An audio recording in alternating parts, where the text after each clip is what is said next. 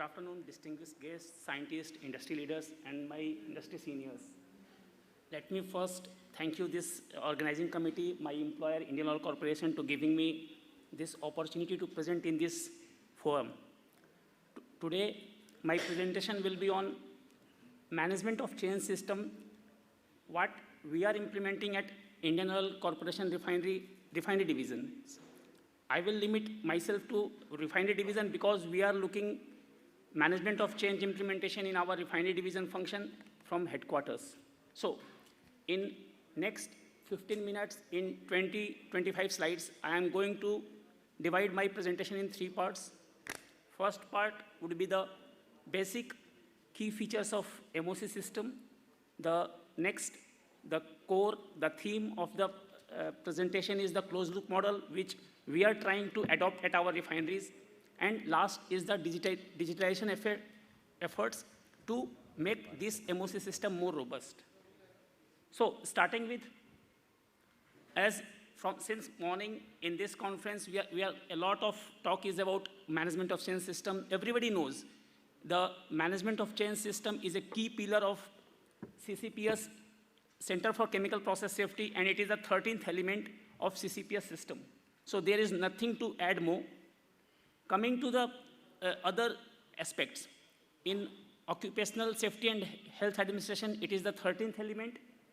In CCPS, it is the 13th. And in our IOCL system, we have implemented the Operational Excellence System, where it is a 4th element, which is guided by the guidelines issued by Oil Industry Safety Directorate, guideline number 178. So we are adhering to it. Coming to the MOC, why we are saying it continuous improvement? Every day we are putting more and more elements in this MOC system. Every day we are adding some new parameters to make this system robust and effective. In coming slides, I will explain to all these aspects. So the key feature is that in IOCL refinery division, the entire MOC implementation process is divided into 5 parts. First is the identification, then second is the assessment, then design, authorization, and documentation. So let us start identification. Who are authorized to identify a change and put a request for change? It is purely, here I will be very frank, the authorization is to the officers who are operating the plant. It is a purely authorization based. Anybody and everybody is not granted authorization. So once he identifies a change, whether the change is in chemicals, whether the change is in the process, whether the change is in operation philosophy, maintenance philosophy, or anything else, this identification goes through a series of assessments, starting with the multi-department assessment, and at the last, it goes to the technical authority. I will explain the roles and responsibility and key focus areas of the technical authority in our later slides. Then comes the design part. We have got a dedicated design team in our engineering services which designs this entire scheme. And finally, it goes to the authorization part. Authorization lies with the second senior most position in our organization, who is Chief General Manager Technical Services or General Manager Technical Services, who authorizes the change. And then it is implemented and documented. Here, I would like to say that recently, as everybody knows in this house, that management of change is 3 types: permanent management of change, temporary management of change, and emergency management of change. In recent months, with the efforts of our Apex management system, we were able to put whatever emergency management of change we are doing, we have included in our documentation system, and now it is fully digitalized. And here I want to add one more thing. In our refinery division, the entire MOC process is digitally implemented. Not a single piece of paper is moved. It is the digital process through MOC system goes ahead and implemented in the system. So any change, when we are doing in a high hazard industries like refineries and petrochemicals, it is not limited to the change only. It is very much interlinked with the other aspects of process safety. I have listed down here risk assessment, hazard identification, then comes the pre-commissioning safety audits, process safety information, and assets integrity. Why I am saying so? So here, each system is interlinked with the MOC system, and going ahead with the key features. We are focusing on the process, what we are following, what the process, written down procedure for implementation of MOC. And then comes the accountabilities. In MOC system, starting from the identification to the assessment, to the authentication, to the documentation, to the implementation, whoever is doing, there is a digital trail. The person is responsible for his or her action. So written down accountabilities are there in the system. Coming to the performance review, I will detail it out in the next slides. At site levels, we are operating 10 refineries, and every refinery at site level, monthly performance review is being done to get a glimpse how many changes we are operating, what is the status of change, how many changes are not moved in last 1 month, what is the best we have achieved. So, coming to the next slide. Here, my presentation, the core theme of presentation is that in any process industry, we implement changes, management of change, we do management of change, but we never do the audits. In refinery division, what we have come through, 2 parts of auditing. First one is the internal auditing, and second one is the external auditing. And then this both 2-sided auditing process, we call it closed loop model, closed loop management of change system. In this, the process review is the review by the senior management at unit level.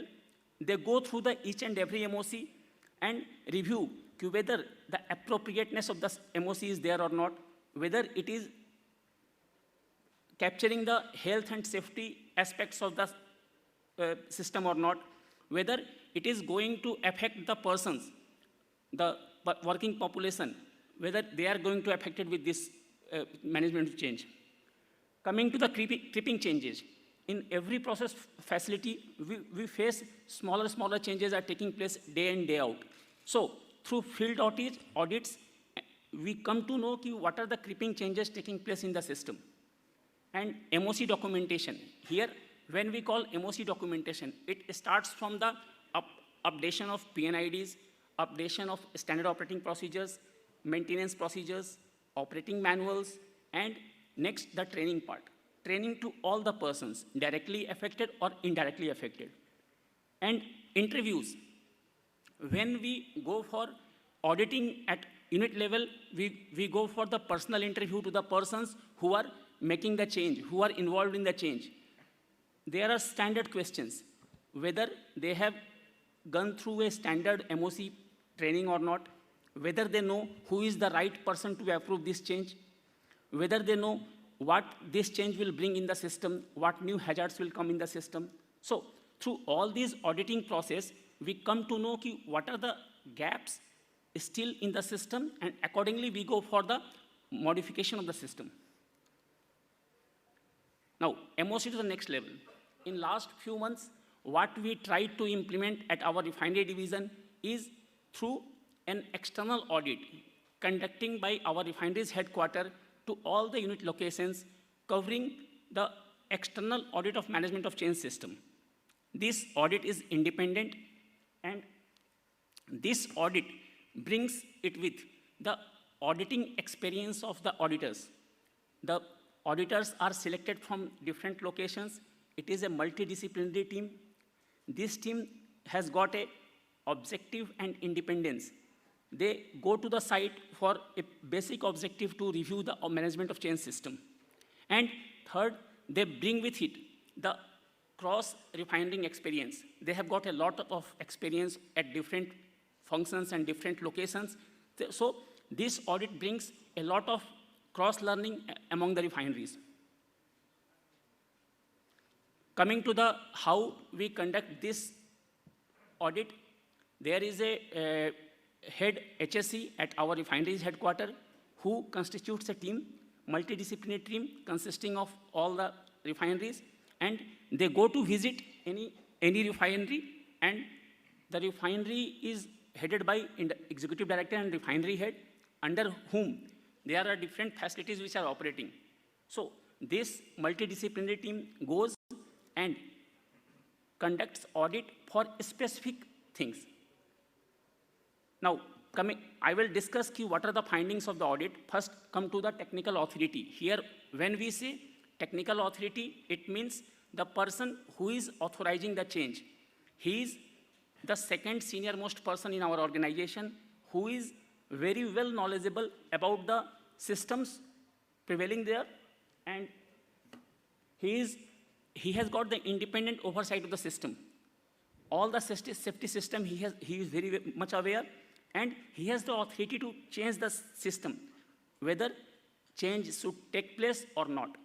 I will give you an example of a particular facility where almost 20% changes are either dropped or rejected at the identification level. So this is the authority of our technical person, technical authority, and these are the focus area of technical authority. Going to the audits, when we carry an external audit of MOC system, for certain KPIs with certain KPIs, we have some major findings and we communicate it to our technical authority who is approving the change. These findings are based on trend analysis. In any facility, how many number of changes are initiated? What are the enhanced requirements? When we say enhanced requirements, it is just what are the new changes taking place. Every location is unique. We are operating few refineries at our coastal area, which is facing extreme weather conditions in last 1 and 2 years. We are operating facilities at landlocked position where we don't have the permission to discharge effluent outside. So we know our enhanced requirements, and accordingly, we are going to analyze the management of change system. Third is guidelines and tools. Every day, some new guidelines and tools comes from our OISD and other agencies. In view of those guidelines, we again review the management of change process being implemented at the site. And last is the focus training. Each and every employee who is involved in the management of change system, whether he has got a skill-based training or not, whether he is competent or not to initiate the change. So, from this audit, we conclude the gap analysis, we come to an enhanced questions list, and we get a focused assessment of any particular facility to what are the gaps, what are the next requirements, what are the additional requirements to be incorporated in our management of change system. So, everybody knows there are some common challenges to our management of change system. And this new approach in implementing the management of change system through closed loop model addresses the common challenges to management of change system. First, these two challenges, how we are taking care, I will list down in my next slide.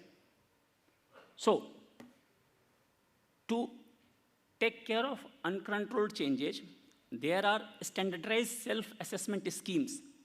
We have made checklists based on the Appendix E of Chemical Engineers Association.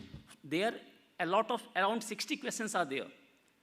Through document verification, through field audits, through personal interviews, we go for self-assessment of MOC schemes. Then we integrate the assessment through our system audits. Every unit location has got around 17 system audits, and system audits take care how many management of change are implemented and how many are effectively implemented. Then we do the training and awareness is checked through this. Next is inadequate process hazard analysis. We know due to lack of experienced manpower, a recent study says that the entire refinery and petrochemical manpower is an average experience of around 10 to 15 years. So, to take care of the risk assessment and hazard identification, there are the suitable control measures are there. We go for standardized process hazard analysis tools. specific locations-wise hazard analysis is done, and skill-based training is imparted to the persons who are initiating change. This is the summary of closed-loop model, how closed-loop model is running in our refineries, how we are controlling from refinery division headquarters, and what are the audits, what are the findings, and how we are taking care. Coming to the digital transformation, as I already said, all our MOC system, entire MOC process is digitally transformed. We are using in-house software for managing the MOC system. Now, what is the advantage and what are the opportunities? So, everybody knows any IT modernization is, and business models is removing the human errors.